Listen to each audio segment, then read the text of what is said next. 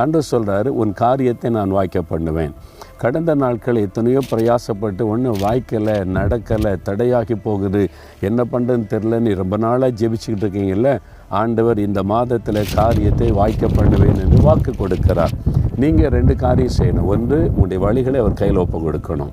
நீங்கள் உங்கள் வழியில் போய்கிட்டே இருந்து கர்த்தர் செய்வார் செய்யணும்னு எதிர்பார்த்தீங்கன்னா எப்படி முடியும்?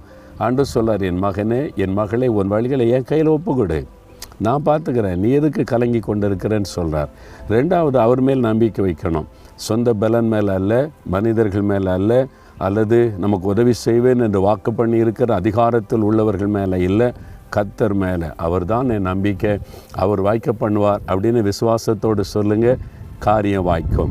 திருமண காரியமாக இருக்கலாம், கட்டட காரியமாக இருக்கலாம், வேலை காரியமாக இருக்கலாம், படிப்பின் காரியமாக இருக்கலாம், பிள்ளைகள் காரியமாக இருக்கலாம், திருமண காரியமாக இருக்கலாம், கற்பத்தின் கனிக்கான காரியமாக இருக்கலாம்.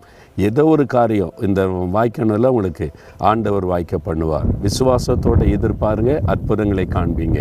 அந்த விசுவாசத்தோடு ஜெபிக்கலாமா? தகப்பனே, நீர் கொடுத்த புதிய மாதத்தின் முதல் நாளுக்காக ஸ்தோத்திரம். நீர் கொடுத்த வாக்கு தத்தத்திற்காக ஸ்தோத்திரம். வாய்க்க பண்ணுவேன் என்று வாக்கு கொடுத்து விட்டீர். உம்முடைய மகளுக்கு, உம்முடைய மகனுக்கு நீர் காரியத்தை வாய்க்க பண்ண போகிறீர். தன்னுடைய வழிகளை உமக்கு ஒப்பு கொடுத்து உன் மேலே நம்பிக்கையாருக்கு அர்ப்பணித்தபடியால் இயேசு கிறிஸ்துவின் நாமத்தில் இந்த காரியங்கள் வாய்க்கட்டும், அற்புதங்களை கண்ட மகிழட்டும். இயேசு கிறிஸ்துவின் நாமத்தில் ஜெபிக்கிறோம் பிதாவே, ஆமேன்.